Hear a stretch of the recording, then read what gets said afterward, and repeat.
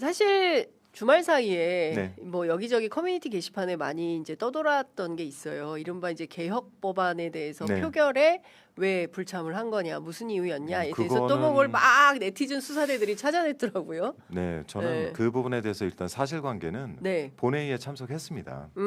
네, 본회의에는 다 참석을 했다. 본회의는 다 참석을 했고 예, 그 표결을 할 때는 이제 필리버스터를 끊잖아요. 예, 그거는 저희가 이제 수기로 하기 때문에 예, 수기를 해놓고 이제 자리에서 착석해 있다가 예. 제가 피할 수 없는 중요한 전화가 걸려왔고 그 전화를 잠깐 바깥에서 받고 있는 사이에 표결이 진행돼서 급하게 뛰어들어갔는데 제가 몇 초 차이로 이제 표결을 못한 거는 맞습니다. 그래서 이 부분에 대해서는 주말 사이에 바로 사과의 말씀을 드렸고, 네, 네. 네, 여기에 대해서 뭐 본회의를 참석하지 않았다, 음, 뭐 이런 이제 주요 법안에 참석을 안 한다는 제 의정 활동 전체를 부정하는 정도로 이렇게 넓게 해석을 하는 내용들이 있는데 잘 아시겠지만 저는 지금까지 제가 개혁에 관련된 내용들에서 방송사법도 제가 대표 발의를 해서 본회의 통과를 시켰고 제가 지금까지 어제 처리된 어쨌든 정치검찰 조작기소 대응 특별위원회 활동이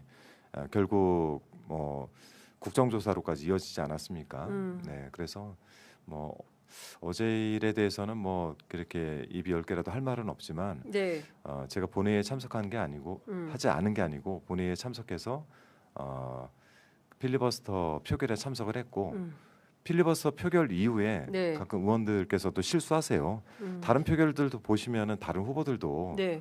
표결 참석을 못하는 경우가 있습니다. 그러니까 필리버스터를 끊으면 끝났다라고 생각하고 다음 이제 장소로 이동하시는 분들도 계시는데 표결하지 않고요?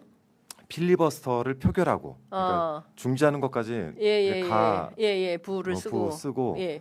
그리고 나면 이제 그 개표를 하는 시간이 꽤 오래 걸리잖아요. 예. 네, 그 시간 동안에 그 사이에 뭘 표결이 딴 일을- 끝났구나라고 생각하고 가시는 분이 계세요. 그러니까 예. 그게 끊으면 그 끊긴 앞에 그 내용들, 그러니까 어제가 그때 같은 중수청법 관련된 네. 것들이 다시 안건으로 올라오죠. 그렇죠. 그때 표결을 해야 되는데 네. 이제 깜빡하시는 분들도 계세요. 근데 저는 어제 그것 때문에 이제 표결을 못한 건 아니고 그 직전에 네. 이제 어떤 중요한 일이 그건 있으셨어요? 말씀드리기가 좀 어렵습니다. 어려워요. 네네. 네.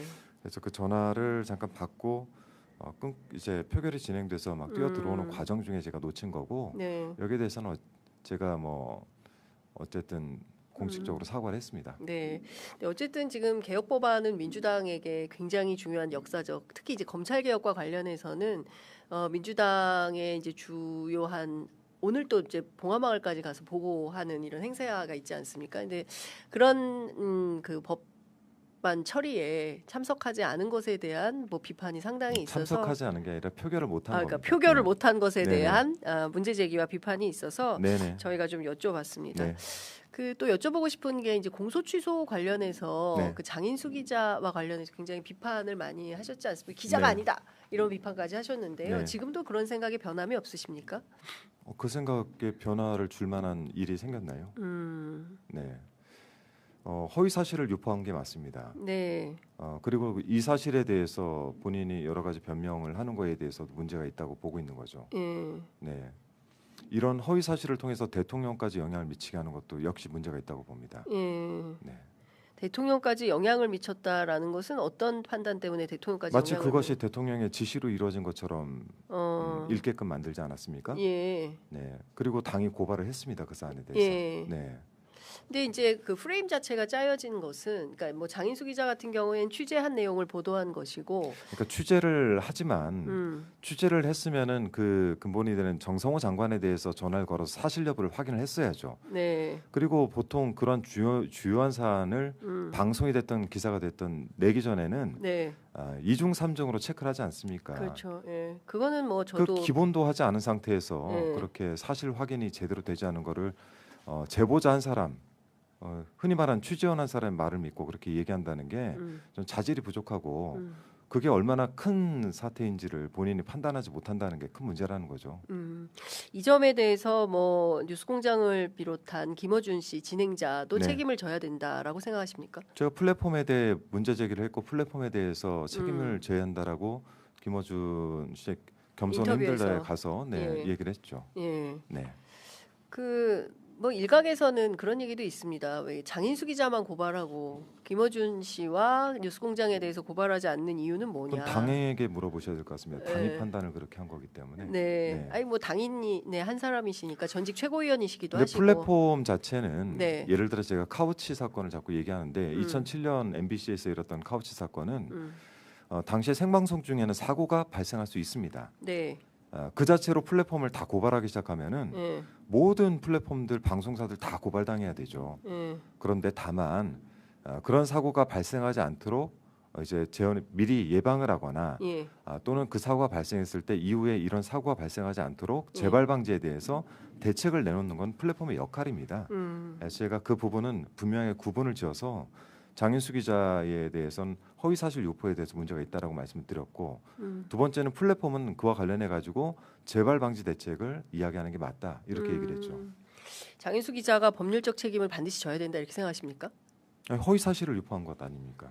아니 근데 허위 사실 네. 아니 그러니까 뭐 취재 보도 과정에서 뭐 네. 약간 이 요소 자체가 네. 뭐 부족했을 수 있다고 생각합니다. 말씀 주신 대로 부족했을 이를테면- 때는 이야기를 하면 안 되죠. 그러니까 예를 들어 뭐 흔히 말하는 지라시라든지 밭글이라든지 아니 뭐 제보를 그런 전부 수준으로 다 보도하진 않죠. 보도를 하지 않죠. 그렇습니다. 예. 네. 그거는 맞는데 그 문제를 지적한 겁니다. 예, 네. 이를테면 뭐 조선일보가 짠 프레임에 대해서는 민주당이 문제 제기하거나 비판할 여지는 없다고 보십니까? 아니 그럴 때마다 비판해 왔죠. 아니 이번 사안과 관련해서 그러니까 어떤 아니 장인수 사건과 관련해서 네. 장인수 기자가 보도한 내용에 대해서 거래설로 명토 박아서 보도한 건 조선일보가 처음 아닙니까? 그러니까 거래설이라고 한 거에 대해서 그 당이 대응을 하지 않았다. 네.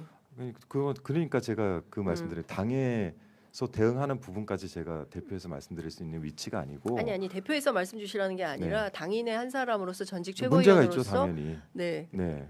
문제가 있다고 보시는 네네, 거죠? 당연히 문제가 있죠. 네. 그러니까 네. 그 부분까지도 당이 대응하는 게 옳다 이렇게 판단하시는 거죠? 그 부분에 대해서 장인수 기자에 대해서 문제 제기를 했고 예. 그 허위 사실을 한 거를 가지고 조선일보가 프레임을 잡았다면 거기에 예. 대한 정정보도 요청을 해야죠. 이제 거기까지 당이 하는 것이 옳다. 당연히 그 프로세스를 예. 밟아야 되는 것 아니겠습니까? 근데 지금 안 하고 있지 않습니까? 근데 그 부분에 대해서도 문제 제기하실 의향이 있으십니까?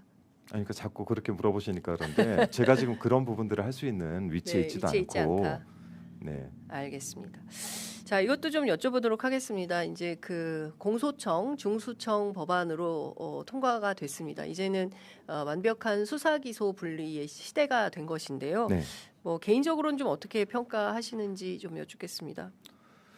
원래 검찰 개혁의 중요한 목표가 수사와 기소를 분리하는 것이고 검찰들의 수사 배제를 목표로 했기 때문에 네. 그 목표를 달성했다라고 생각을 합니다. 네, 앞으로는 이제 남은 과제들을 잘 처리해야 되고 운용을 하는 데 있어서 어떻게 할 것인가 이런 부분들을 세밀하게 좀 검토해야 되겠죠. 네. 근데 이 과정에서 굉장히 많은 갈등과 상처가 있었던 게 사실인 것 같아요. 근데 이 부분은 좀 앞으로 어떻게 정치가 치유 또는 뭐 봉합이라는 표현은 적합하지 않은 것 같고요. 갈등 관리를 어떻게 해 가야 된다고 생각하십니까? 말씀대로 갈등 관리를 잘 해 나가야 되겠죠. 그러니까 이런 것들이 이제 당의 지도부의 역할인데 이런 이제 첨예하게 대립되는 상황들을 관리해 나가는 데 있어서는 이 과정의 관리가 중요합니다. 그러니까 속도를 방향이라고 착각하는 경우들이 있는데 이 방향은 잠시 멈추고 수교하는 데서 방향을 찾을 수 있기 때문에 너무 속도에 쫓기지 않고 과정 관리와 이런 갈등 관리를 좀 잘했으면 좋겠습니다. 아마 이번 기회를 통해서 당도 그런 생각들을 하고 있지 않을까 생각합니다. 네. 근데 그 갈등 관리가 잘 된 것인지 안 된 것인지 뭐 여전히 뭐 갈등이 이제 폭발하고 있기 때문에요. 이 과정에서 뭐 뉴 이재명, ABC 뭐 여러 가지 얘기가 나오는 것 같은데 의원님 개인적으로 판단하시기에는 이 두 부분에 대해서는 좀 어떤 개인적 판단을 좀 갖고 계십니까? 성장통이라고 생각합니다. 성장통. 당의 지지세가 이제 중도 확장을 이야기하고 있고 네. 이재명 대표 시절에 저희가 실용주의와 중도 확장을 하겠다라고 해서 예. 중도 우파라고 선언하지 않았습니까? 네. 뉴 이재명은 현상이죠. 그건 어떤 계파가 아닙니다. 네. 많은 사람들이 효능감을 느끼는 정치에 대해서 환호하고 있고 네. 그로 인해서 지지하고 있는 것이고 대통령의 지지율이 높게 나오는 것입니다. 그렇기 때문에 이 과정 중에 이것을 뭐랄까 받아들이지 못하는 것도 있을 거고 그리고 이런 것들이 뭐 우리가 갈 방향이 아니라 이렇게 지적하는 분들도 계시겠지만 전반적으로 저는 성장통이라고 봅니다. ABC에 대해서 어떻게 생각하세요? 별로 말하고 싶지 않습니다. 언급조차 하고 싶지 않다. 네. 이제 그게 또 다른 분열이 될 수도 있다 이런 생각하십니까?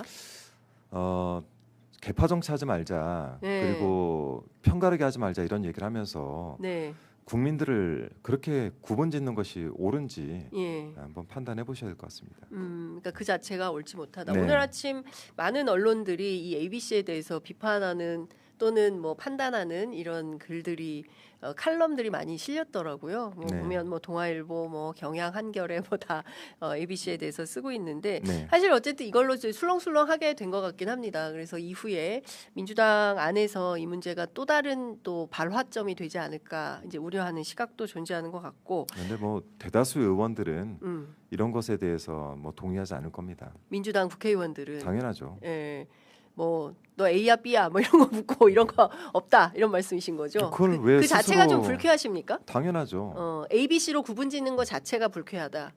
네. 네, 알겠습니다. 오늘 뭐 의원님께서 여러 가지로 불편한 가운데 저희 프로그램 인터뷰를 하시는 것 같아서 또 여쭤보도록 하겠습니다. 조국 혁신당 조국 대표가 한겨레 TV 유튜브 방송을 통해서 민주당과의 선거연대에 민주당이 아직 답을 하지 않고 있다 이렇게 입장을 밝혔습니다. 그 이후에 이제 조국혁신당하고의 선거연대는 뭐 진행이 좀 되는 겁니까? 아니면은 아예 합당이나 선거연대 부분에 대해서는 하지 않는 게 좋겠다 이렇게 생각하십니까? 글쎄요, 저는 늘 얘기했지만 민주진영의 대통합은 필요하다. 다만 연대의 필요성은 당이 전략적으로 판단할 문제이기 때문에 네. 지금 이제 경선을 치르고 있는 단계에서 선거 연대가 필요한 지역이 있는지 그건 뭐 당의 전략적 판단이 필요하겠죠. 네. 네.